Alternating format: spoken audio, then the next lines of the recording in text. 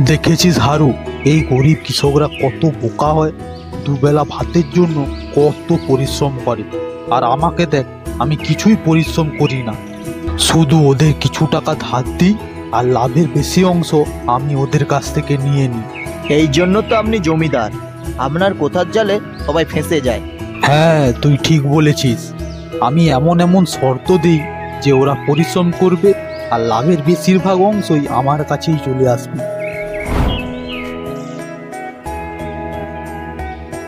জমিদার বাবু, আমি শুনেছি আপনি চাষ করার জন্য নাকি জমি দেন। হ্যাঁ, তুই ঠিক শুনেছিস, আমি চাষ করার জন্য জমি দিই। তোর দরকার নাকি বল? হ্যাঁ জমিদার বাবু, আমার নিজের কোনো জমি নেই, তাই আপনার জমিতে চাষ করতে চাই। আমি তো জমি দেব, কিন্তু তার জন্য একটা শর্ত আছে। ঠিক আছে জমিদার বাবু, কি শর্ত আছে বলুন। তোকে তো আমি আমার জমিতে চাষ করতে দেব, কিন্তু ওই জমিতে যা ফসল হবে অর্ধেক তুই নিবি, অর্ধেক আমাকে দিয়ে যাবি। ঠিক আছে জমিদার বাবু, আমি আপনার শর্তে রাজি।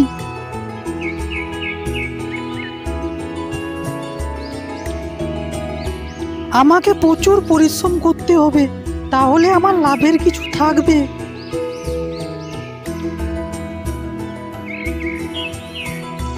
আজ অনেক হয়েছে, এবার বাড়ি ফিরে যাই।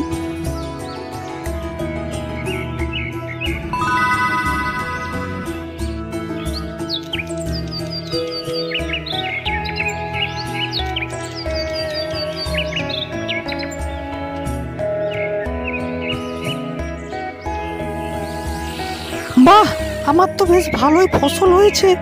জমিদারকে অর্ধেক ফসল দিলেও আমার বেশ অনেক ফসলই রয়ে যাবে। আর দেরি না করে এবার ফসলগুলো কেটে নিই। জমিদার বাবু, আপনি শুনেছেন আজ হারান ফসল কাটছে? আমি তো শুনেছি হারানের ফসল খুব ভালো হয়েছে। বাহ, তুই তো খুব ভালো খবর দিয়েছিস। আজকে হারানের ফসল কাটা হবে। চল তাহলে হারানের কাছে চল।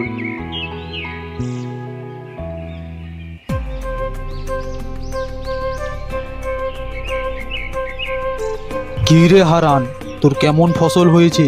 জমিদার বাবু, এবার তো ভালোই ফসল হয়েছে। আমি বেশি ফসল পাওয়ার জন্য প্রচুর পরিশ্রম করেছি। এইটা তোর পরিশ্রমের ফল নয়, এটা আমার জমির গুণ। এই জমিতে খুবই ভালো ফসল হয়। তুই কি ভেবেছিস তুই যত বেশি পরিশ্রম করবি তত বেশি ফসল হবে, আর কম পরিশ্রম করলে কম ফসল হবে? জমিদার বাবু, জমি যত ভালো হোক না কেন, পরিশ্রম না করলে কোনো দিনও ভালো ফসল হবে না।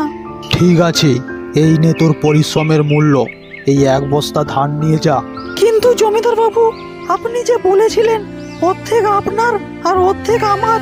কি, তুই জমিদার বাবুর ওপরে কথা বলিস? আমি চাইলে এক্ষুনি তোকে গ্রাম থেকে বার করে দিতে পারি। তাই তোর ভালোর জন্যই বলছি, তুই এই এক বস্তা ধান নিয়ে চলে যা।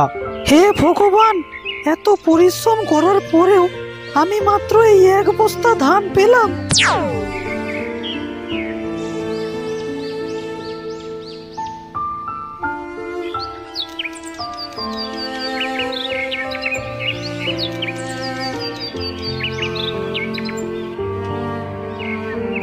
কি গো হারান কাকা, তোমাকে এত দুঃখিত দেখাচ্ছে কেন? আমি তো শুনেছি তোমার অনেক ভালো ফসল হয়েছে, তোমার তো খুশি থাকা উচিত। তুই ঠিক শুনেছিস রামু, আমার তো ভালোই ফসল হয়েছিল, কিন্তু ওই লোভী জমিদার আমার সব ফসল নিয়ে চলে গেছে। আমাদের কি নিজের জমি আছে বল, যে যা ফসল হবে তা আমাদের নিজেদের থেকে যাবে? ও এই ব্যাপার, আমি অনেক জনের মুখেই শুনেছি জমিদার বাবু তাদের জমিতে চাষ করিয়ে খুব অল্প পরিমাণেই ফসল দেয়। তোমার সঙ্গে তাই করেছে বুঝি? ঠিক আছে কাকা, তুমি কোনো চিন্তা করো না, এইবার আমি জমিদার বাবুকে মজা দেখাবো।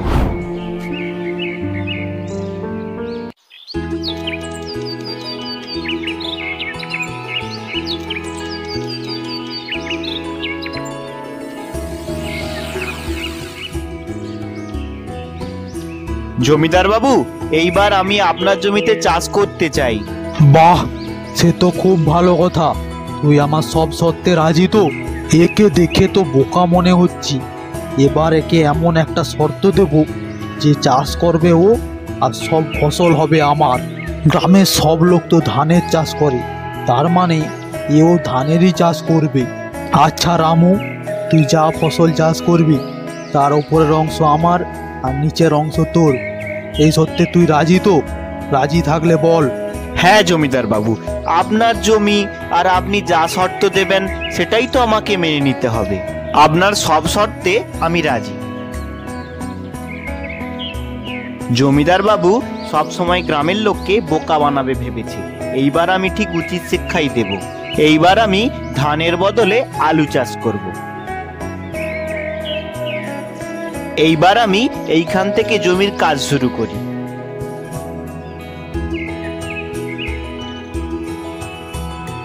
আজ অনেকটাই কাজ হয়ে গেছে, যাই বাকি কাজ কালকে করব।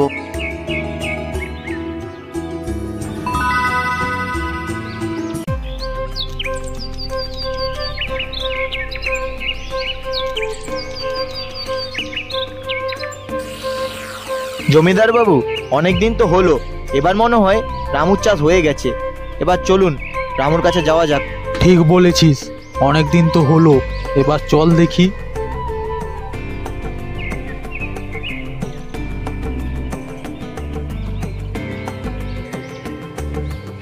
কি রে রামু, তোর সত্যের কথা মনে আছে তো? অনেক তো ফসল হয়েছে, ফসলের ওপরের অংশ আমার আর নিচের অংশ তোর, মনে আছে তো? হ্যাঁ জমিদার বাবু, আমার সব মনে আছে। অর্ধেক ফসল আমার আর অর্ধেক ফসল আপনার। জমির নিচের ফসলগুলো আমার আর ওপরের ফসলগুলো আপনার। তাই বলছি আপনি ওপরের অংশটাই নিতে পারেন। জমিদার বাবু, রামু তো খুব চালাক। রামু এবারে ধানের চাষ করেনি, এবারে আলুর চাষ করেছে। গ্রামের সবাই তো ধান চাষ করে, তাই এইবার আমি ভেবেছি একটা নতুন ফসল চাষ করব। তাই এইবার আমি আলু চাষ করেছি। আমি এই গাছ নিয়ে কি করব? কিন্তু আপনি তো এই শর্ত দিয়েছিলেন, এইবার আপনি ওপরের অংশ নিয়ে যান আর আমি নিচের অংশ নিচ্ছি। জমিদার বাবু, গ্রামের কেউ আজ পর্যন্ত আপনাকে বোকা বানাতে পারেনি, আর এই রামু এত সহজে বোকা বানিয়েছে। ঠিক আছে, এইবারে তো আমাকে বোকা বানিয়ে দিল, আমি এর প্রতিশোধ নিশ্চয়ই নেব। পরের বার আমি এমন বদলা নেব যে সারা জীবন মনে রাখবে।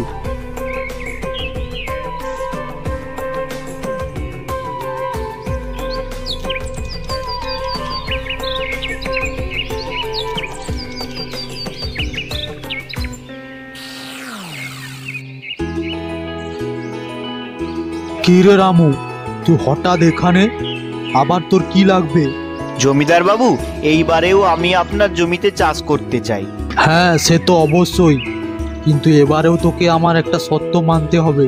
হ্যাঁ জমিদার বাবু, আপনি যা শর্ত দেবেন আমি সেটাই মেনে নিতে রাজি আছি। ঠিক আছে, আগের বার তো তুই নিচের অংশ নিয়েছিলিস, এইবার তার উল্টো হবে। আমি নিচের অংশটা নেব আর তুই উপরের অংশটা নিবি, ঠিক আছে? হ্যাঁ জমিদার বাবু, আমি এই শর্তে রাজি আছি। এইবার আমি ধান চাষ করব। না, আর দেরি না করে জমির দিকেই যাই।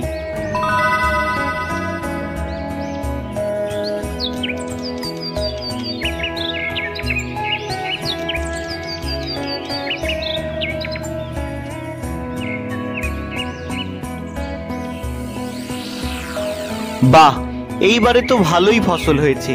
এইবার আসতে দাও ওই লোভী জমিদারকে।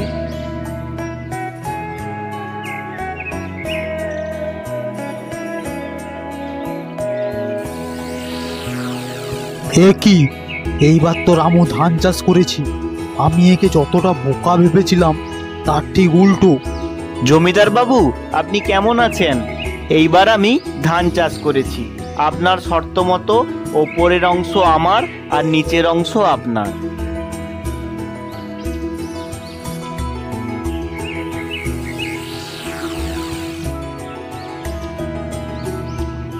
জমিদার বাবু, এই রামুর সাহস দেখুন, ও আপনাকে বোকা বানিয়েছে। আমি তো ওকে বোকা ভেবেছিলাম, কিন্তু ও আমাকে পুরো বোকা বানিয়ে দিয়েছে।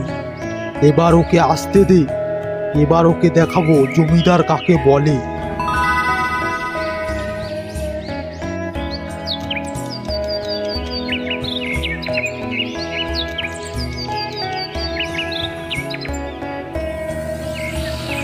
যাই, জমিদার বাবুর কাছেই যাই।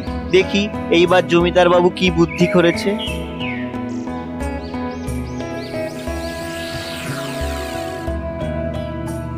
কি রে, তুই আবার এসেছিস? তুই বেশি চালাকি করতে চাস না? না জমিদার বাবু, আমি কি চালাক? চালাক তো আপনি। আপনারা সহজ সরল গ্রামবাসীকে বোকা বানিয়েছেন। রামু, দিনকে দিন তো তোর সাহস বেড়েই যাচ্ছে। যেই কাজ করতে এসেছিস সেই কাজ কর, তার চেয়ে একটাও কথা বেশি বলবি না। ঠিক আছে, কাজের বিষয়ে আসা যাক। জমিদার বাবু, আমি আপনার জমিতে চাষ করতে চাই। আপনার কি শর্ত আছে বলুন? তুই তো নিজেকে প্রচুর চালাক ভাবিস, তাই না? ঠিক আছে, এইবারের শর্ত হলো ফসলের উপরের অংশ নিচের অংশ আমার, আর মাঝের অংশ তোর। তুই এই শর্তে রাজি তো? হ্যাঁ, আমি এই শর্তে রাজি। জমিদার বাবু, এবার মনে হয় রামু নিশ্চয়ই বোকা হবে। এবারে আপনি যা শর্ত রেখেছেন, ওপরের অংশ ও নিচের অংশ আপনার। ঠিক বলেছিস। এইবারে যা বুদ্ধি করেছি, দেখি কিভাবে রামু বাঁচতে পারে।